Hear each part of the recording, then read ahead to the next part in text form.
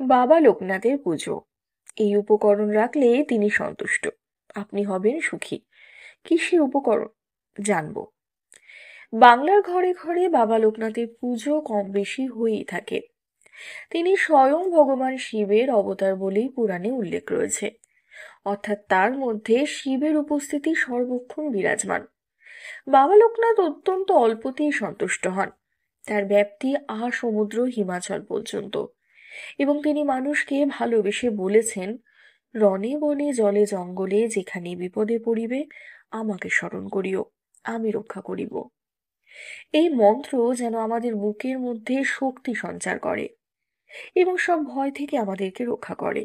তাই আজ আমরা জানবো যে কিভাবে বাবা লোকনাথের পুজো করলে তিনি সন্তুষ্ট হন এবং আমাদের জীবনে সুখ শান্তি আসে। তো প্রথমেই জেনে নিই বাবা লোকনাথ কি ছিলেন। বাবা লোকনাথের জন্ম হয়েছিল 1730 সালের 31শে আগস্ট বসিরহাটের চাকলা গ্রামে। তার আসল নাম ছিল লোকনাথ ঘোষাল।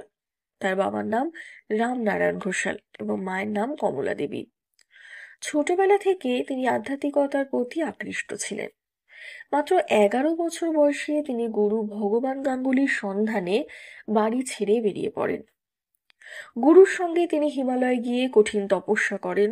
দিনের পর দিন এই তপস্যার মাধ্যমে তিনি আত্মজ্ঞান লাভ করেন এবং লোকনাথ ব্রহ্মচারী নামে পরিচিত হন।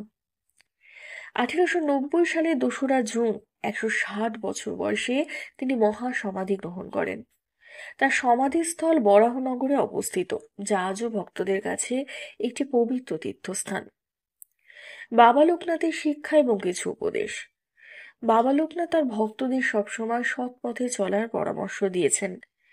তিনি বলতেন যে কোনো কাজ করার আগে ভগবানকে স্মরণ করো, তিনি তোমাকে সঠিক পথ দেখাবেন। তিনি জন্মের প্রকৃত অর্থ বোঝাতেন। জীবনের উদ্দেশ্য হলো সৎ কর্ম, ভক্তি এবং ভগবানের প্রতি অটল বিশ্বাস। তিনি আরো বলতেন, আমাদের মুখের ভাষা সবসময় মিষ্টি হওয়া উচিত।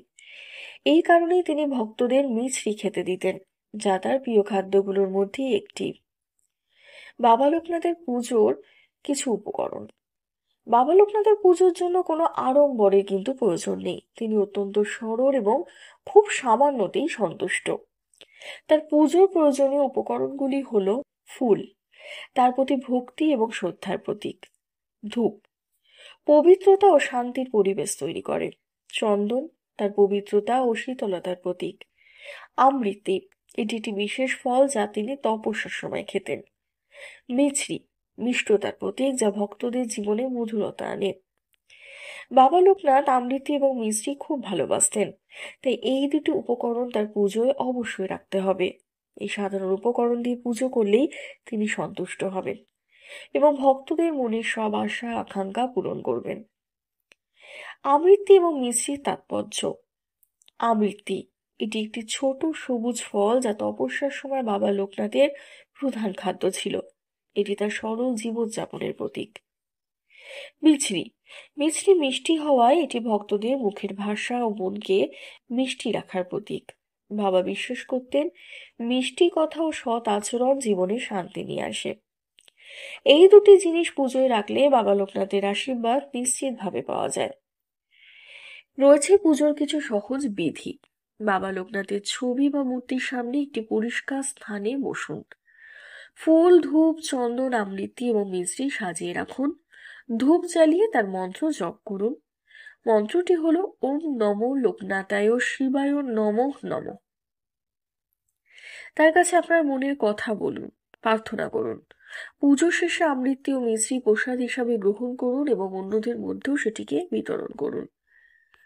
বাবা লোকনাথের ভক্তরা বলেন, তার কৃপায় জীবনের অনেক অলৌকিক ঘটনা ঘটেছে।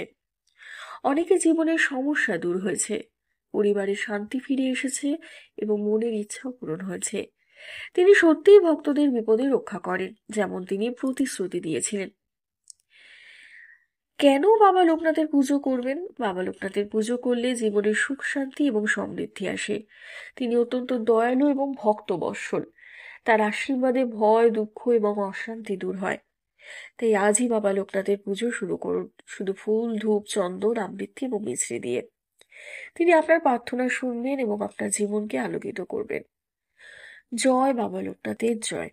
বাবা লোকনাথের জয় হোক। সবাই সুস্থ থাকবেন। আজকের ভিডিওটি কেমন লাগলো অতি অবশ্যই কমেন্ট করে জানাবেন, শেয়ার করবেন, একটা লাইক করে দেবেন আর চ্যানেলটি সাবস্ক্রাইব করে দেবেন। ধন্যবাদ।